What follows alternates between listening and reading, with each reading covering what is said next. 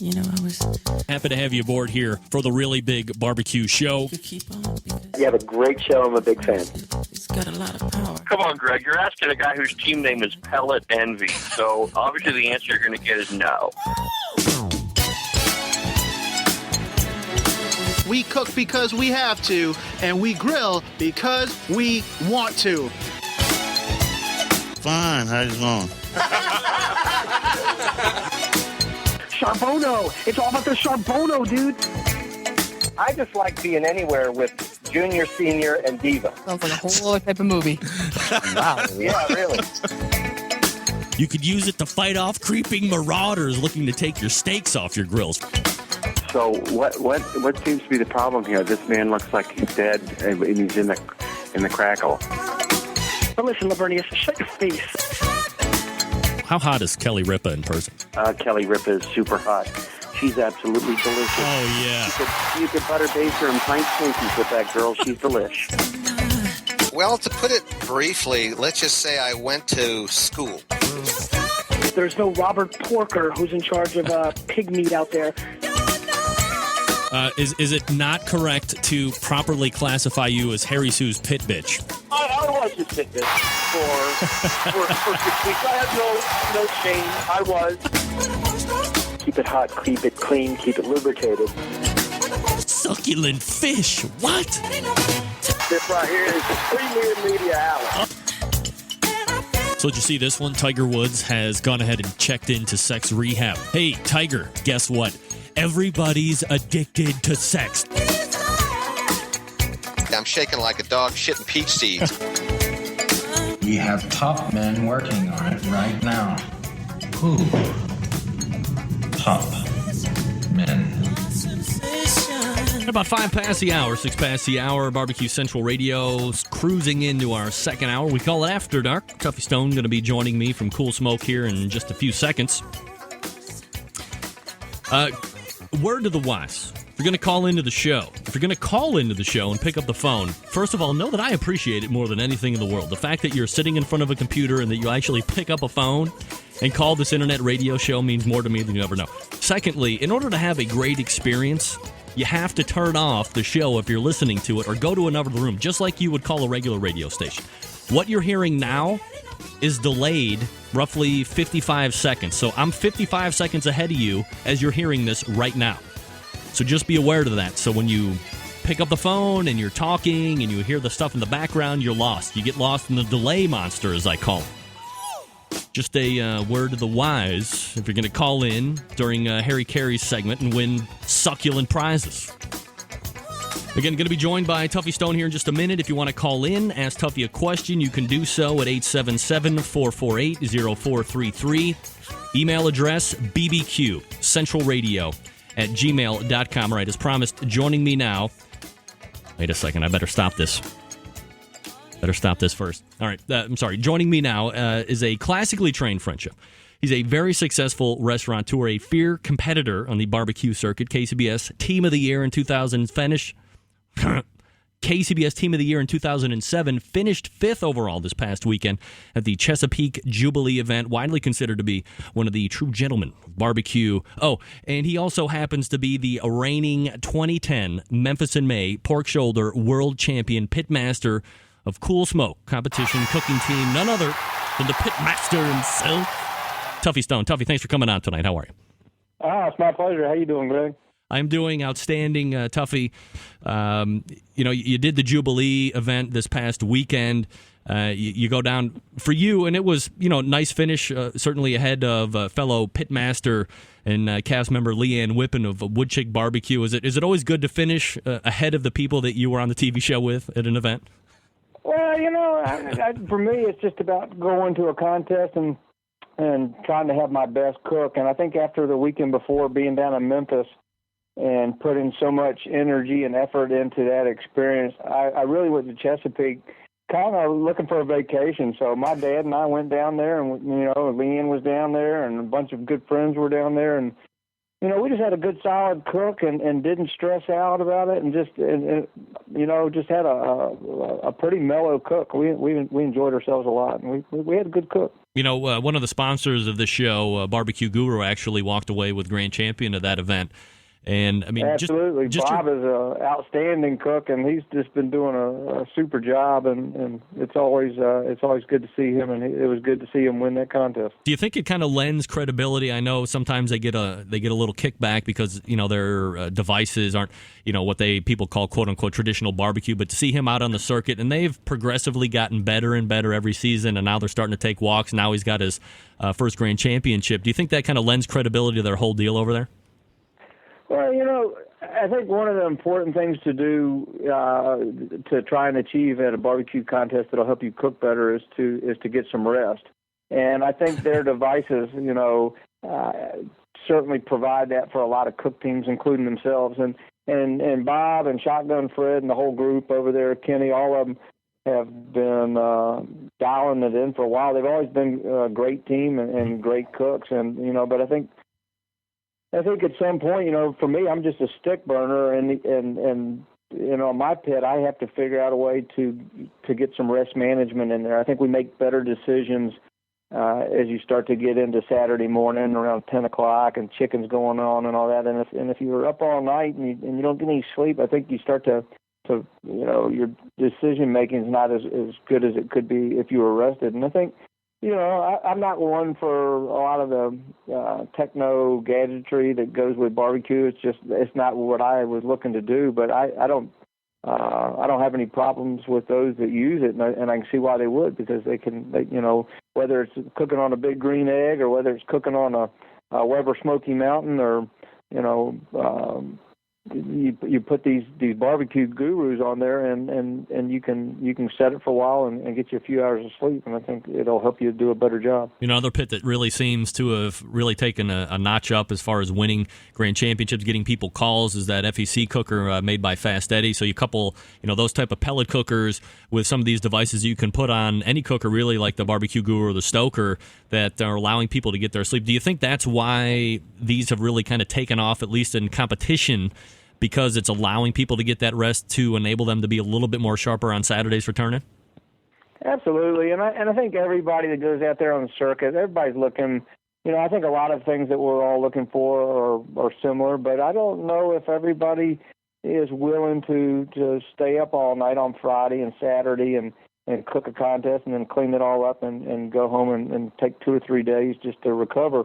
And so I think with whether it's in a Fast Eddie or the Guru or the Stoker or these kind of things, I think a lot of people can go out there and compete and have the still smell the smoke, have a lot of fun competing against other barbecue cooks out there, but get some rest. And I've just it usually takes me a couple 3 days to recuperate from a contest. If my father's with me, it's a whole other story, because my dad knows how to run the pit really well. Kendall, one of my old teammates, he knows how to run the fire really well, and we can. I mean, actually, in Chesapeake, it was amazing. I slept better at that contest than I usually do at home. I probably had 7 hours of sleep, and here I am, a stick burner at a barbecue contest. But I think the FECs and the Gurus and the Stokers, they're a great apparatus or a great cooker that can you can go and cook contests but not have to stay up all night. Tuffy Stone from Cool Smoke joining us here on the Barbecue Central Show After Dark. I mean, would you like to see those segregated in their own portion of contest and just have stick burners alone, or does it not matter to you? No, it doesn't matter to me. In fact, I say come on and bring propane cookers on there too. I mean, it doesn't really matter to me. I mean, at the end of the day, we're going to take some meat and we're going to season it or inject it and try and get some flavor on it. We're going to cook it to a nice tenderness and get a lot of depth of flavor. And so for me, I don't care what you do it with. I think. And this is just going into a little bit of flavor thoughts and theories that I have. I think when you start competing in competition barbecue, I think there's a a stereotypical flavor profile that I think people are expecting to taste and eat when they're judging barbecue contests. And, you know, some of those flavors are salt and pepper and maybe, you know, acidity, you know, vinegar and you know, pepper. Well, paprika would be more for color, you know, chili powders, things like that. And one of those flavors that I think we all associate with barbecue is smoke. And so somehow, whether you're cooking on whatever you're cooking on, you got to figure out how to get some smoke on your meat, and at the same time, you know, find that nice balance, you know. And but I don't care what pit or cooker we compete on. You know, it's to me whatever you choose. I'm not one of these real opinionated people when it comes to that. Cook on what you want. I'm kind of going off into a place I didn't even think I was going to be going to. I haven't even gotten to my list of questions here yet, Tuffy, but I want to stay on this just for one more minute. I'd had Ray Lampe on a week ago, and just getting his various thoughts about all things, you know, whether it be competition, book writing, and so forth. But I asked him, you know, you hear from all the time from you guys, you know, especially the guys that are very successful out there, people are always interested to learn how to do it better. The first thing that a lot of the pitmasters say, well, first of all, you got to learn how to cook the four meats properly before you worry about anything else. So, you know, assuming that I have that portion down, the obvious next step is to build a flavor profile. And Ray made an interesting statement last week. He said, you know, a lot of these guys are taking classes that are offered by Rod Gray, Johnny Trigg, and I mean, you name it, anybody that's winning out there is putting out a barbecue class. So has it come down to a point, and I can't imagine that you're probably doing the same thing as everybody else. As I had mentioned in the front, you're a classically trained chef, so you know how to deal with spices and build flavor profiles all on your own. But a lot of these guys are just kind of going out, Ray's words, not mine, by the way. A lot of these guys are going out and using what's winning versus back in the old days, kind of building something from scratch. What do you think about that? I think he's right, and I think, you know, I mean, let's just talk about Johnny. You know, Johnny's a great example of someone who's been cooking barbecue for a very long time, and he was cooking barbecue, you know, long before I think we had, you know, a lot of the internet activity that we have and information that follows that way, and certainly long before a lot of these classes are held. And so, you know, he learned how to cook barbecue through lighting a lot of fires, a lot of experimentation, a lot of talking with other fellow cooks. But the process was a lot longer back then and probably a lot more creative. Now today you can go out and you can take, you know, a barbecue class and buy you a well-made pit, and you can go and get you a great rub and a great sauce, and you know, you can stand a pretty good chance of having a very successful contest on your first outing. I think Ray's right there, you know, and, you know, for me, and I had to really, this was a challenge for me because when I first got into barbecue, I thought I would take some of the skill sets and that I had developed over the years of cooking for a living, and I would apply them to competition barbecue.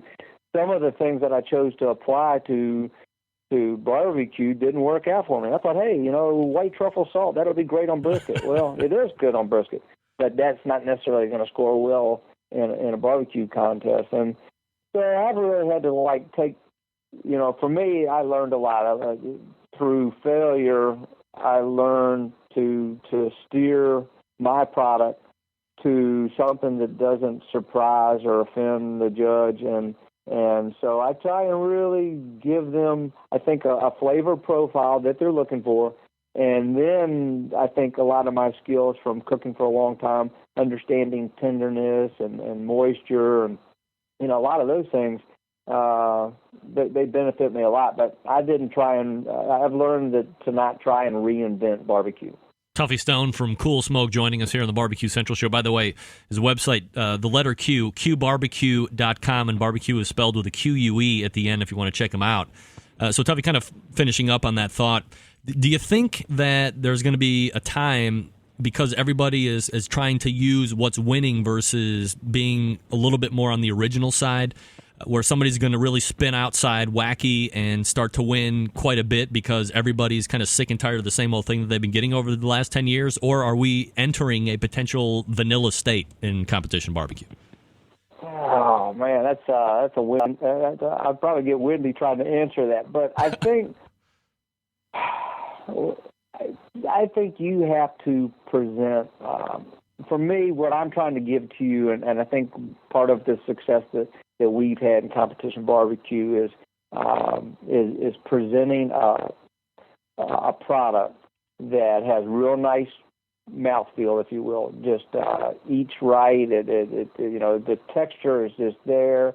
The moisture is there, and the flavor, to me, is like this harmony or this blend of when you taste food, your mouth, parts of your mouth are going to pick up different things, whether it be sweet, sour, bitter, and so for me, what I'm trying to give to the judges is a balance of a lot of these characteristics and flavor that are complete and are harmonious and are great together. And I really think that if you looked at what Rod's teaching and a lot of these teams are teaching when they're teaching these classes, and maybe they didn't make the rub, maybe it's somebody else's rub. But I think if you looked at these rubs that are doing well, these guys, these rub makers, are doing a pretty good job of doing that. And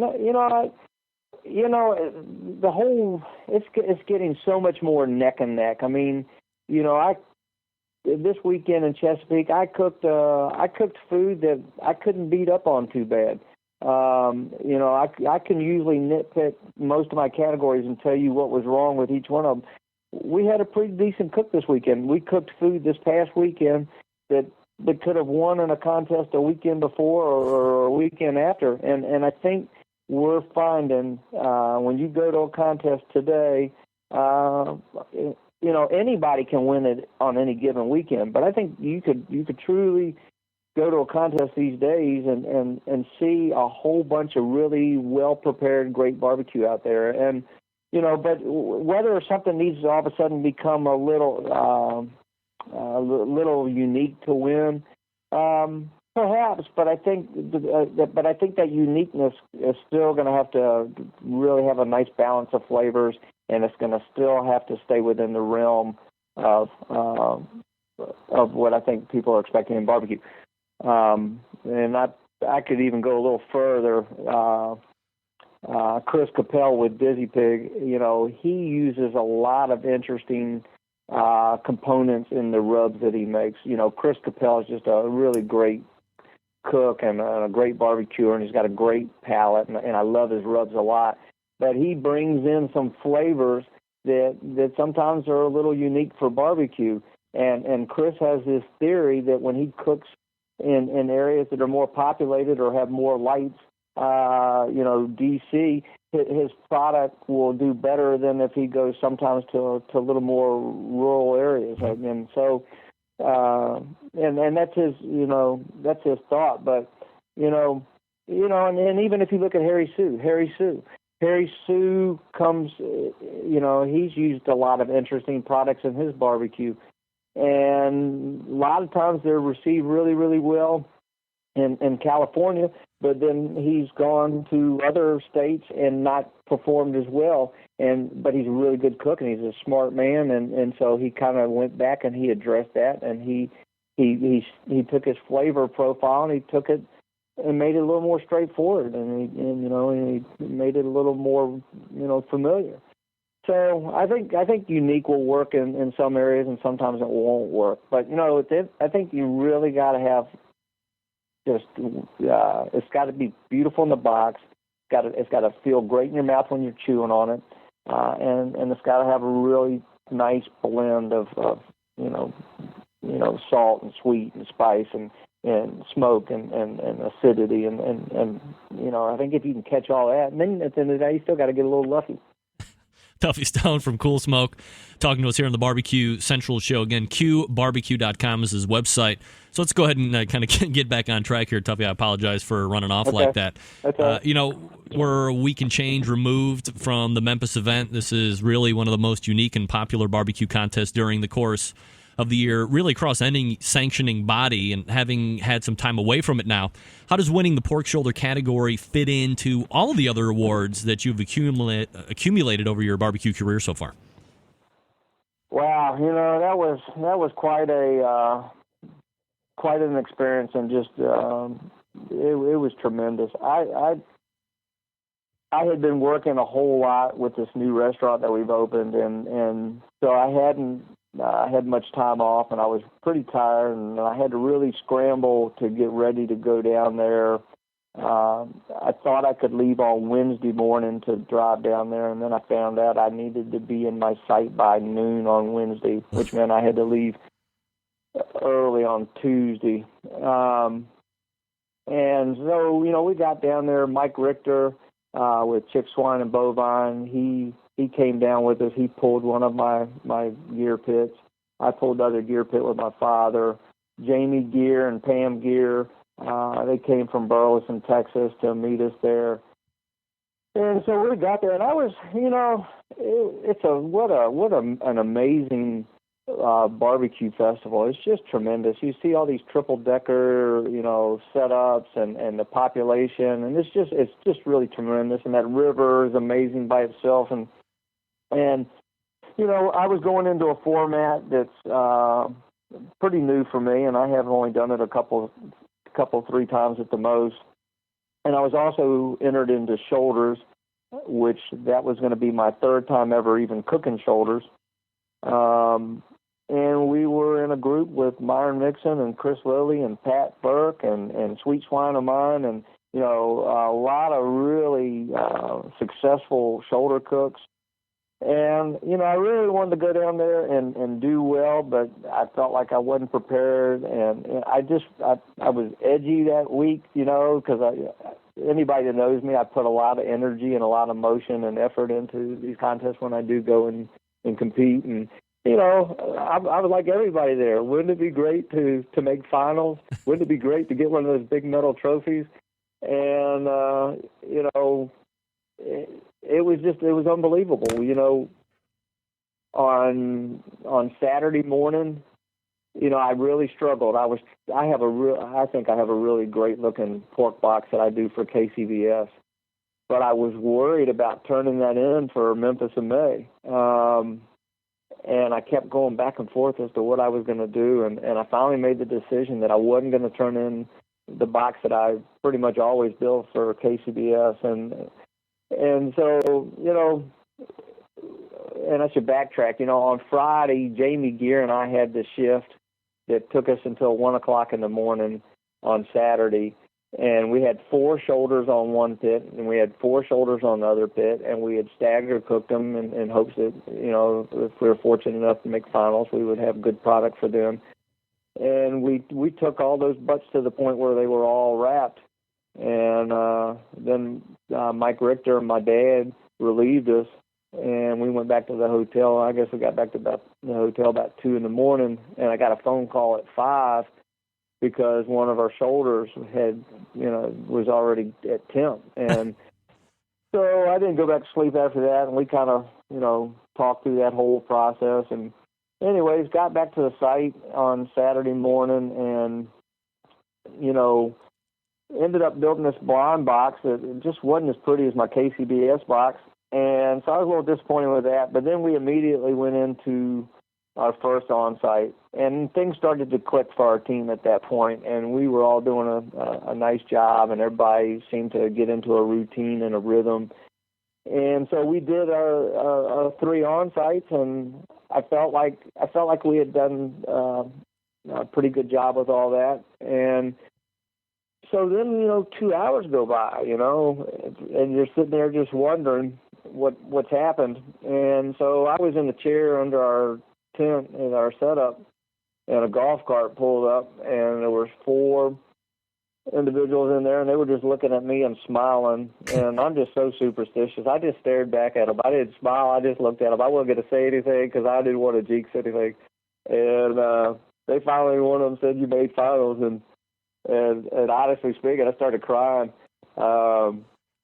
I think Jamie started crying. I think there was a lot of, we were just, we had worked so hard and we wanted it so bad, and made finals with, with Myron and Chris Lilly and Pat Burke and all these guys that are just, to me, Pat Burke's forgotten more about barbecue than I've learned so far, and he's just amazing. And, all these guys are amazing.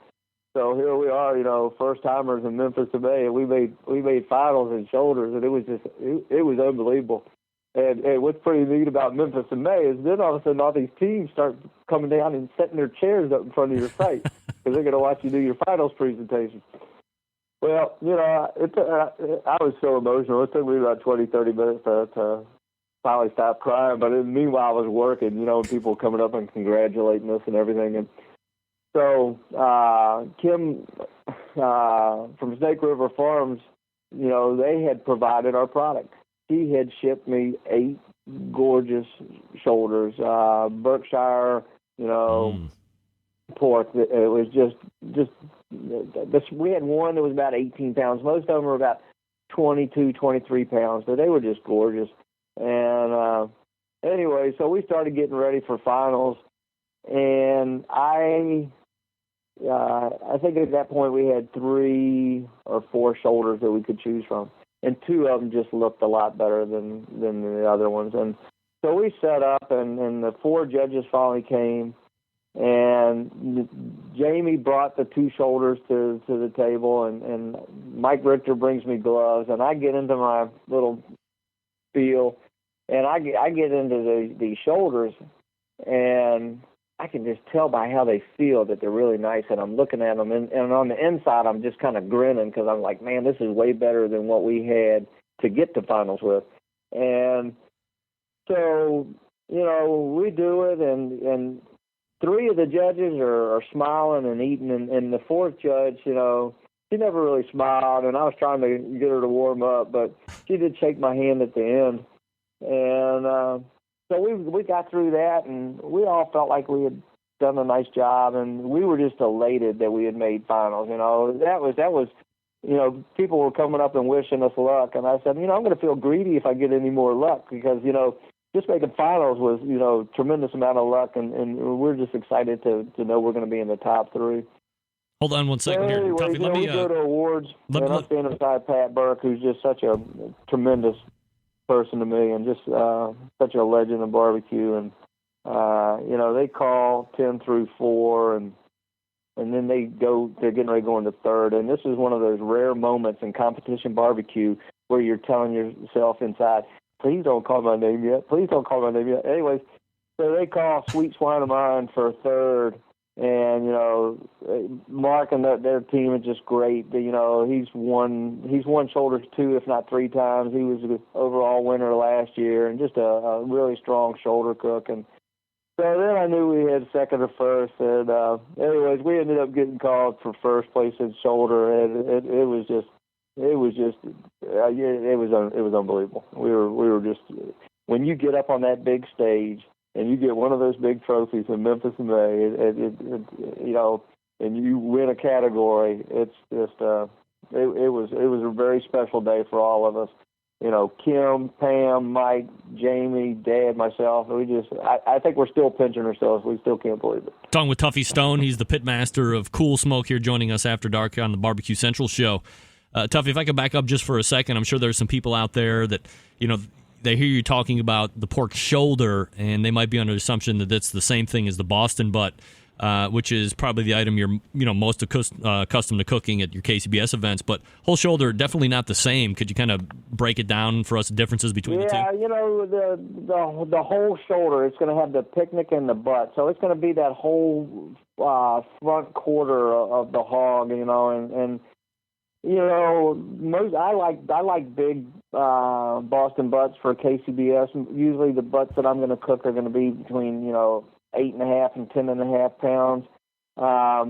So the shoulders had that portion. Then they had the picnic as well, and they weigh about 22, 23 pounds. And I haven't cooked them. I cooked them once in Vienna, Georgia, last fall for the first time at the Big Pig Jig. And then I cooked one shoulder that Kim sent me from Snake River Farms the Sunday before going to Memphis in May. And, I cooked this shoulder in that practice cook in the same fashion that I would a Boston butt in KCBS. And same temperature and all. And I just didn't like the results. So I made a decision, and I didn't have time to do any more practice cooking. I made a decision that I was going to cook this product at a lower temperature for a longer period of time. And because I couldn't practice, I had to use my experience and do a little bit of guesstimating as to what my timetable was going to be. And that's a little foreign for me because, I know exactly what I'm going to do, what, when, how in KCBS. And for Memphis in May, I just had to make some calculated decisions. And it all worked out. But the shoulder is just, it's almost 3 times as heavy as a butt. And it's going to be that whole front leg. One of the things that you were alluding to there was that on-site judges, of course, you have the blind box, which you submit for and I guess one thing that I had learned last week talking with Derek Riches from About.com, of course, is that, the Memphis in May competition isn't sanctioned or has really no relation to the Memphis Barbecue Network sanctioning body. So here, you pick a category that you're going to choose, you turn in a blind box, and then you have this on-site judging as well, which you do not have in the KCBS, or that the KCBS does not have any type of on-site judging. So as somebody that is more familiar, obviously, with the KCBS side of things, is it a nerve-wracking process for you to get up and do a sales pitch? I think, being on Pitmasters and some of the other experiences that I've had has prepped me to do a better job of that. But sure, it's I've done it maybe 3 times now. I think I'll get better as I get more experience with that. So that's a component that's a different challenge. And the other thing though is this. When you build a blind box, whether it be for MBN or Memphis in May or KCBS, you can put in that box only what you want to. And when you have on-site, when I took those 2 shoulders for finals in Memphis in May, visually from the exterior, they look like the best ones to get into. But you don't know what you have until you really get up inside there and start pulling and dissecting that product. And, there's lots of things that you can do in competition barbecue to enhance, doctor, spruce up a blind box. And you can't do that in on an on-site thing. So, so there's that layer of a real honest product that they're going to see it all. And so that's it. But, for me, I enjoy new challenges all the time. So, so this process is actually, and it's a lot more work. It really is. It's, a barbecue contest is a lot of work anyways. But, preparing and doing these on-site presentations, the amount of product that you have to cook. We couldn't bring our RV, which has a kitchen set up inside of it. We had to work out of plastic, boxes with lids under tents. It's a lot of work, but I enjoyed the process, and I think that I get to talk about something that I love and I'm passionate about. So, and of course I can get windy anyways, if you couldn't tell by now, and so. I enjoyed the process of talking to the judges. I didn't feel nervous, and I just kind of got into a rhythm. And of course, here I am. I get to cook on one of the best pits in the world. I get to cook on. Here I got 2 beautiful red jambos side by side, and I can talk about that. I can talk about the wood I use. I can talk about Snake River Farms' beautiful pork shoulder and how lovely that is, and I can talk about that product. I can talk about my thoughts on barbecue and what it is I like to do. So I felt like, I was just able to speak honestly about all these things and try and keep it concise and on point and stay within my little 10, 15-minute window I had. Do you think being on the television show last year had any benefit or extra benefit for you? In terms of our results or in terms of the presentation that I gave? Maybe the judges being a little starstruck? No, I don't think so. There's a lot of, I think we're just the newbies in the barbecue circuit in a lot of ways. golly, I mean, you got Chris Lilly, you got Byron Mixon, I keep saying these people over and over again, but man, there's a lot of legends that go down there and cook Memphis in May. So, I didn't sense that. I didn't feel that. I think at the end of the day, if anything, it set it up for my food to get critiqued with more discern. I don't know. We had really good product. We stayed on point all week. Our neighbors, they came over afterwards, and they were great neighbors, and they've been coming there for over 30 years, and they have a big party, and they were awesome people. But they said, we could tell you guys were on a mission this weekend. I mean, we worked hard. And the product I think the product was very good. I think, and I really, actually I was talking to Mark Lambert, Czech Swine and Bovine, the Sweet Swine of Mine, after we had all done finals presentations, and he was asking me how it went. I said, well, I think the shoulders that we had for finals were better than what we had to get into finals. And he said, well, he said he didn't want to hear that.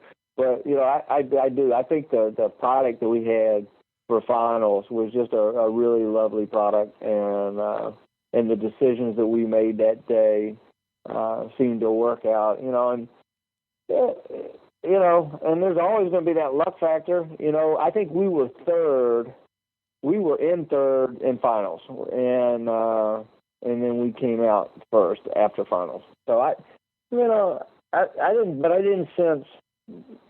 didn't sense any kind of acknowledgement or starstruck with the Pitmasters, but they might have just had poker faces. I don't know. Tuffy Stone from Cool Smoke joining us here on the Barbecue Central show. So, Tuffy, you win that shoulder category in the final stage. It's you guys, Cool Smoke, Natural Born Grillers with the ribs, and Yazoo's Delta Q with the whole hog. So, the question's this. Assuming that Yazoo's had, yet another excellent great hog execution, which normally they do, did you or perhaps even Natural Born Grillers think that it was perhaps more of a jockey for you guys to finish second and third, or did you think there was pretty much an equal opportunity for everybody to get a shot at the final overall? Well, because I've never done this before, even going through a lot of these processes, I didn't know how things were going to happen. When we were called for first place in shoulders, they had already called hog. And so we go up there on stage to get our award. Well, you stay on stage at that point. And so then they got ribs up there, and Natural Born Grillers was called up. So then they keep all the three first-place teams up there. I think for us, to say you're world champion pork shoulder team, 2010 Memphis in May, and we've got this big, beautiful medal trophy, and what the significance was of that, we had surpassed our expectations, and it was like a dream. So when we were all three up there waiting to see who had grand, I'm not going to lie, I would have loved for us to have been grand overall. But, there wasn't any disappointment from any of us on our team when Yazoo Delta Q got called up for grand. And we were right beside him, and just to, we all enjoyed a great moment up there, and we just, I didn't have any expectations as to whether we would automatically be our second or a third because we didn't cook hog. We were just on cloud nine at that point. Now, I've never done whole hog myself, but I have to imagine it's a monster. Just, it itself is a monster, and then obviously to cook as well. Do you think that there is ever a chance that the teams that go ribs and shoulder have as fair a shot winning the overall if the whole hog team turns in a greater, better product than what you guys are turning in?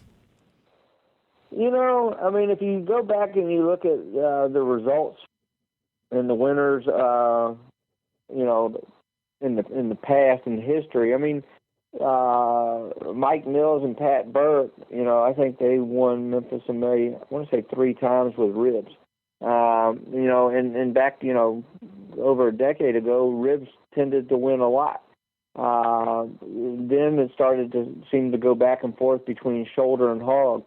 I'm still new to this, this type of competing, so there's a lot of people out there that could speak to that better than I could. But just looking at what's happened, historically, it seems like, shoulders has won it as well. I would think that if you cooked a perfect hog and you got the hams and the shoulders and all the parts cooked perfectly, and you had it, it's more perfect meat for finals as well.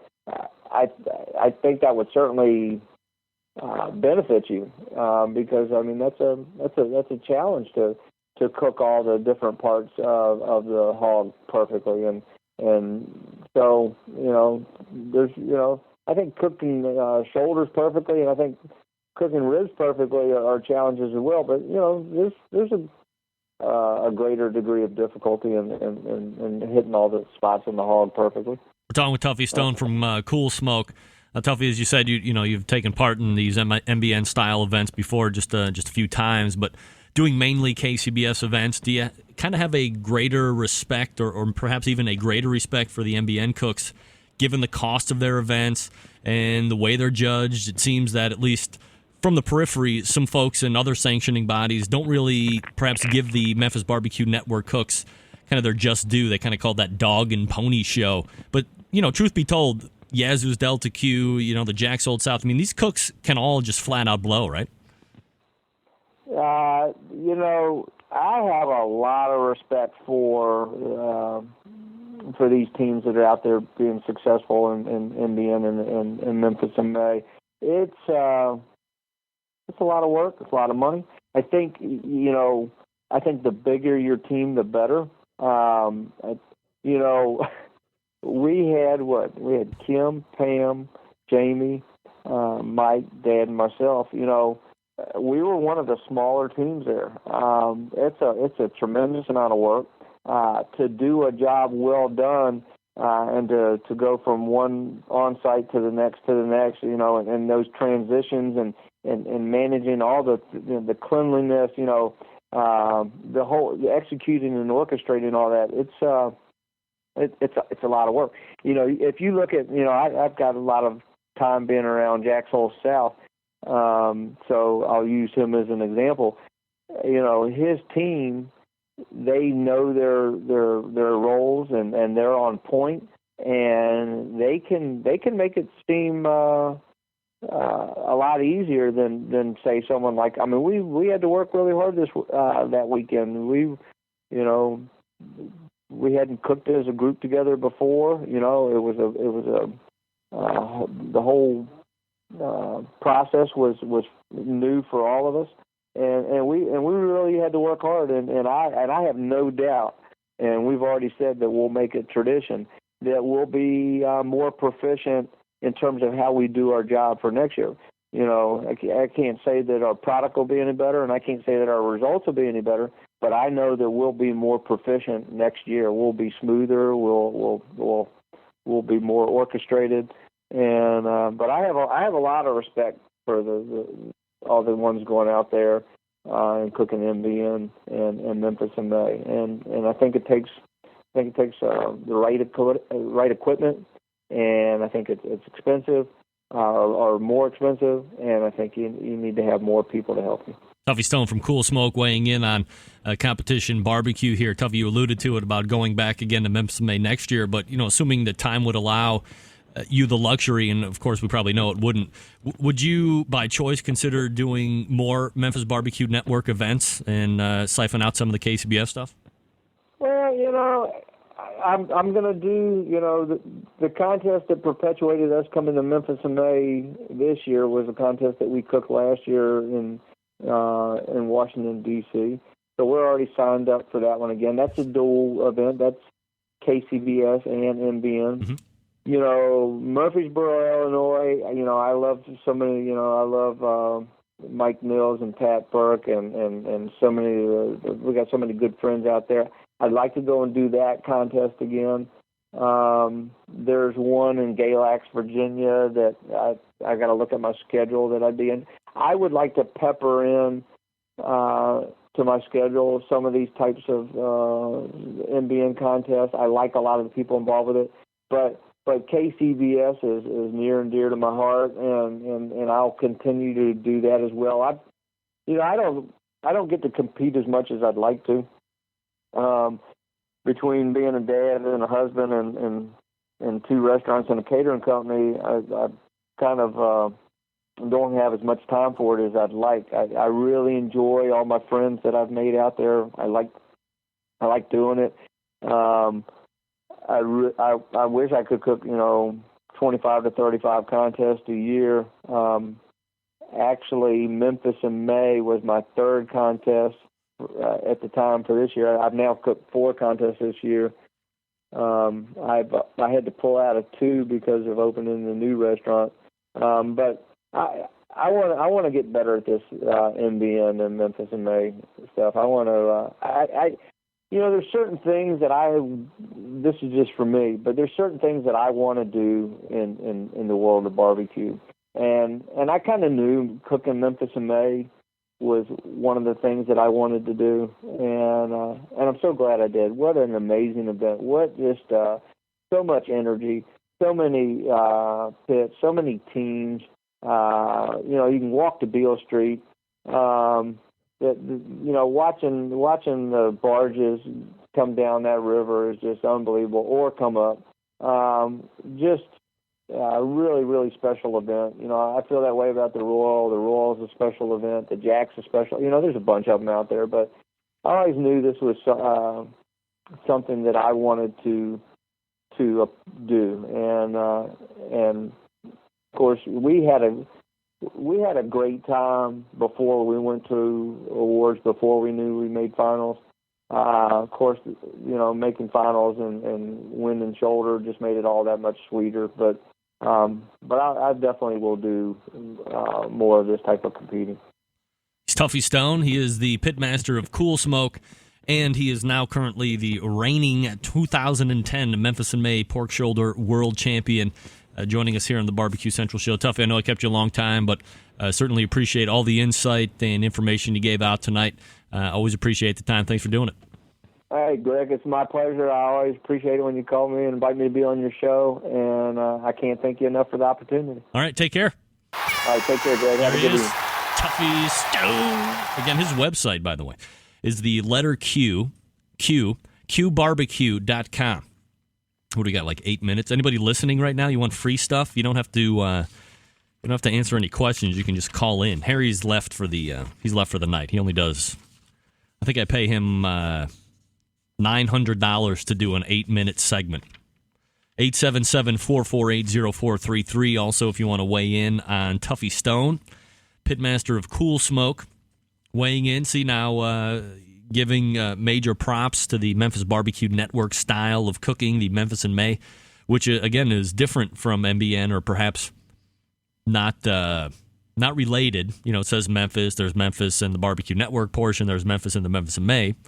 But different cooks altogether, and certainly, again, as I had stated right in the beginning of the Tuffy Stone interview, the Memphis in May World Championship Barbecue Cook-Off is, regardless of sanctioning bodies, certainly one of the jewels that take place during the course of a competition year throughout any sanctioning body. So to get a portion of that, being the pork shoulder champion, is something that he's very, very grateful for, and very genuine guy. I mean, he's Tuffy freaking Stone coming on, my lame internet radio show talking about what he's done. So I certainly appreciate that. Thanks again to Tuffy Stone. qbarbecue.com is his website. Let's go to area code 760, Barbecue Central Radio Show. Name and where you're calling from. Hey, this is Tom Emery out in Indio, California. Hey. I know you. How you doing, Greg? Yeah, I'm doing very well, Tom. For the listeners out there, Tom and I will be having our own conversation here sooner than later, but that's a different topic for a different day. Can I get you some free prizes? Oh, sounds great, Greg. What do I have here? We have some Big Butts barbecue sauce. I have a what is it called? The Early Times Whiskey T-shirt from the Do-Rag Barbecue team. And I have a frog mat. Also the what is that? It's a frog mat. Those things are supposed to be great. Yeah, you want one of those? Sure, man. That sounds great. All right, just go ahead and email me the great size, and I'll get that over to Scott and Mike, and we'll get you hooked up. Appreciate it, buddy. All right, man. You're doing good. Yeah. And you see you've been eating and burning it up on Facebook, man. You're doing all right. Hey, we try. You know what I'm saying? There you go, brother. All right, man. Well, email me that shipping info, and we'll get you hooked right up. All right. Thank you much. Thanks, Tom. It's Tom Emery. We go to area code 901, Barbecue Central Radio Show, name and where you're calling from. Okay. Melissa, Nesbitt, Mississippi. Hi, Melissa. How are you? I'm good. How are you? I'm doing very well. Would you like to win something succulent? Oh, I would. All right, so here we go. We have Big Butts barbecue sauce, which is still available. We have the Green Leaf wine-infused Oakwood products. And we have a T-shirt. What's that? I want the wine and Oakwood products. The Green Leaf wine-infused Oakwood products. All right. All you need to do is send me your shipping info and email that to me at bbqcentralradio@gmail.com. Thank you. All right. Thanks for calling in tonight. Very nice. Why is that up there like that? Thank you for calling in, Melissa. Well, we're lighting up all over the place. People wanting to get free stuff. Barbecue Central Radio Show, naming where you're calling from, and this is area code 530. I'm calling from Redding, California. Ooh, another West Coaster. What's up to the West Coast? We're getting rain. West Sider. What's that? Name and where you're calling from? Tori from Redding, California. And we Tori. don't have the radio on in the back time. See how much easier it is to understand me? Well, of course, that old guy is very hard to understand himself, but much easier to understand when you don't have me also talking in the background. You get lost. It's very terrible. We just wanted to redeem ourselves. There you go. All right, so we have Big Butts barbecue sauce left, and we also have a T-shirt from Early Times Whiskey, which was donated by Do-Rag Barbecue. So which one would you like? Well, we definitely love the Big Butts barbecue sauce, but we're going to go with the T-shirt. All right, and do you fit in an extra large? My Jimmy does, so yes. Oh, good. Extra large first. So we're not fat. No, we just say very muscular. There we go. Very muscular. All right, well, send me your shipping information, and we will get the shirt out to you ASAP. Thank you so much. All right, Tori, thanks for calling in. And we'll finish out with area code 760, name and where you're calling from. Hi, this is Lori, and I'm calling from San Diego, California. San Diego, California. Sand dog, baby, yeah! A lot of the, it's only, what is it? It's almost 8 o'clock over there, I guess. So it's like prime time radio listening for you guys. It is, yes. All right, Lori, so what I have left now from the prize closet is I believe it's a 2 or a 3 sample pack of Big Butts barbecue sauce. Does that interest you at all? Oh, yes, that's fine. Okay. That worked just great. So all you need to do is email me your shipping information, bbqcentralradio@gmail.com, and we'll get you hooked up with that. Sounds good. All right, thanks for calling in tonight, Lori. I enjoyed listening tonight, too. Well, I appreciate you listening, by the way. Thank you very much. All righty. All right, Thanks. have a great night. Don't suck up to the host, lady. Don't suck up to the host, Lori. It's not going to get you everywhere. As a matter of fact, it'll get you everywhere. All right, so I have a lot of listening to do to figure out exactly all the prizes that are going to people. I think this is the first week that the prize closet is now empty. Nice. By the way, prize sponsors, if you didn't really want to give away stuff tonight, too bad you're on the hook. Too bad. Thanks to my After Dark guest, Tuffy Stone. Talking about Memphis in May, talking about flavor profiles, lots and lots and lots of stuff. Q, the letter Q, barbecue, which is spelled BARBEQUE.com. Is Tuffy Stone's website. Thanks to my first hour guests, Pete Benak of American Spirit Barbecue and Scott Roberts of ScottRobertsWeb.com, reviewing barbecue sauces and a barbecue rub. We will be back here next Tuesday, by the way, so don't worry. We have the grill plate inventor, Ed Hamlin, coming on. Also, John Dawson with some cool insight on recipes, and he's got some cool information to share with the Centralites as well, so look for that. Ed Hamlin of Grill Innovations, the maker of the grill plate. John Dawson from PatioDaddyOBBQ.com. We'll see you back here again next Tuesday at 9 p.m. Eastern Standard Time. And until then, it's your program host and proud U.S. American, Greg Rempe. Good night now.